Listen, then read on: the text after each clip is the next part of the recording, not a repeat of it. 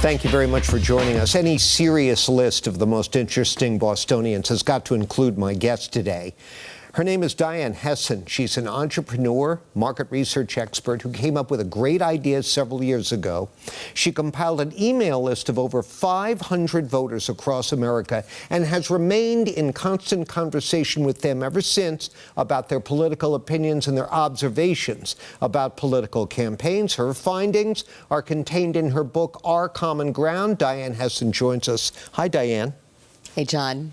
Nice to be here. Our common ground, that's what you say we still have. How can you say that right. when we can't even agree on whether or not a made-up story about legal migrants eating people's pets is fair game or legit? Yeah, you know, I knew we were going to get into the pets. I didn't think we'd do it in the first 15 seconds. Look, the pet story it's perfect, isn't it? It's perfect journalism because it's very easy to make this viral.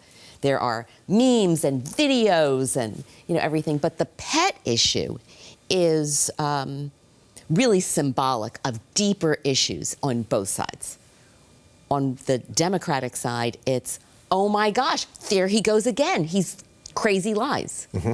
And on the Trump supporter side, it's, oh my gosh, he brings this issue up and those biased debate moderators have the nerve to fact check him. This was, you know, an unfair debate because no one ever fact checked her. So that happens. But, you know, in terms of common ground, a lot of it is we need to take a deep breath. And no one really wants to talk about what we have in common right now.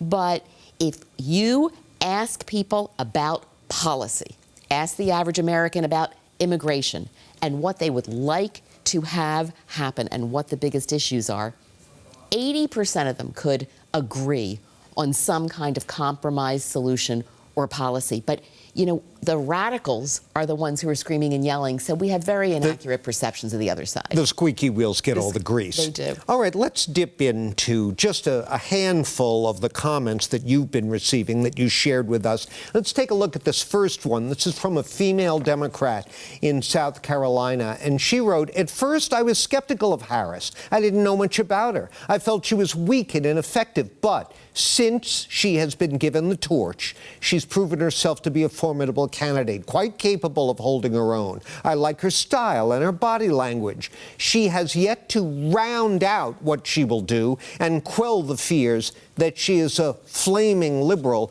in sheep's clothing." So there's a lot in there.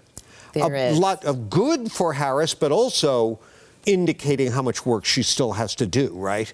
Yes. So we've talked about this in the past, but Harris has two issues. One is that people think she's too progressive, and the other is that people wonder whether she has the gravitas and the substance to be able to do the job. What I love about this quote is this is coming from an undecided voter in North Carolina. So think about that. This person watched the debate, saw more substance, more credibility, more gravitas, and said, that was pretty impressive. I think I know who I'm going to vote for, which is huge. And I have about 50 undecided voters in my group of 500, and I'd say 5 of them said that, which is very, very significant, very successful. And none of those undecideds flipped to Trump. This was all in the immediate wake of the debate. Yes. All right, let's take our break right here, and when we continue, we'll dig back into Diane Hessan's email correspondence with voters to get a feel for what people are making of all this, and we'll do that when we continue in a moment. Please stay with us. Welcome back to our conversation with Diane Hessan, author of Our Common Ground. Her recounting of the reactions of her, I guess, focus group, you could call it, of over 500 voters across America that she's in touch with. And Diane, let's dig right back into the quotes you've been gathering. This comes from a male Democrat from North Carolina who wrote, quote, "It occurred to me that Trump never looked presidential. This must have been in the wake of the debate. He looked and sounded like every other hysterical Trumper you might see on a street corner wearing a wife beater, yelling at traffic. My brother-in-law doesn't dress that way, but that's exactly what he sounds like, end quote. Now, there's a lot of stereotypes in there. Yeah. And there's a taste of the anxiety and stress and maybe inter-family or intra-family conflict that our politics tend to produce these days. What's the significance of that? You know, I think what's significant about that is both Republicans, like everybody, all points along the political spectrum, in the aftermath of the debate, loved talking about how she baited him. Right? Even Trump supporters said, you know, there are many Trump supporters, I'd say 1/3 of my Trump supporters said she won the debate because he just couldn't resist what she was saying. And I think that back and forth. And it's interesting strategically because he baited her.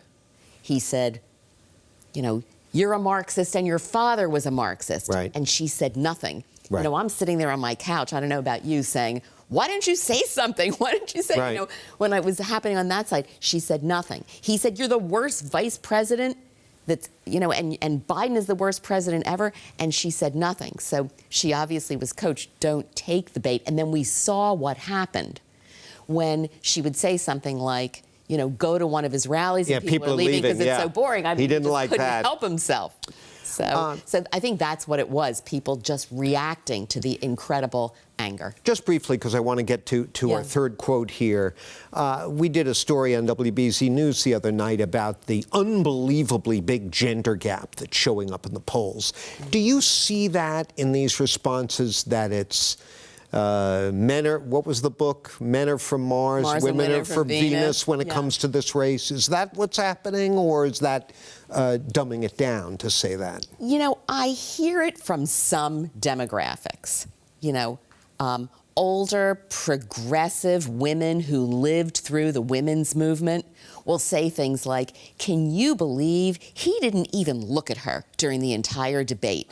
You know, you could at least treat her with dignity rather than looking down on her. It reminds me of my boss from my first job in 1980 or whatever. You'll hear things like that. But in general, you know, there is a big age gap, but I've got plenty of women from swing states who are very supportive of Trump. So you can't just take it to the bank. All right, let's quickly squeeze in this one last quote. And by the way, even though these quotes are all good for Harris, there were plenty of others from Trump supporters in Diane's research.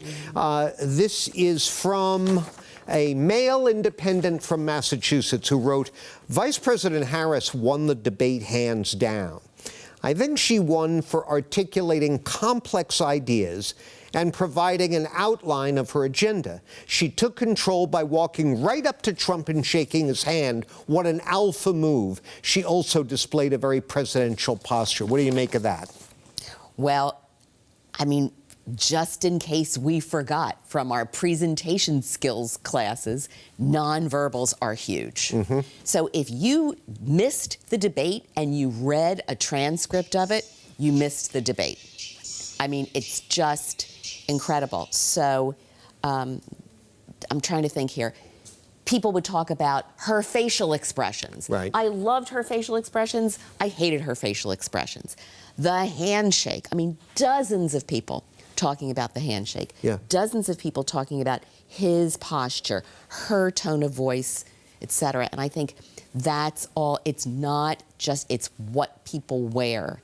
It's whether they smirk, whether they laugh at the wrong time, etc. And this is an example of that, where, you know, she was obviously, they spent a lot of time coaching her to just walk right in there and shake his hand, but it was a very strong start. Body language is always huge in debates. Diane, our time is up.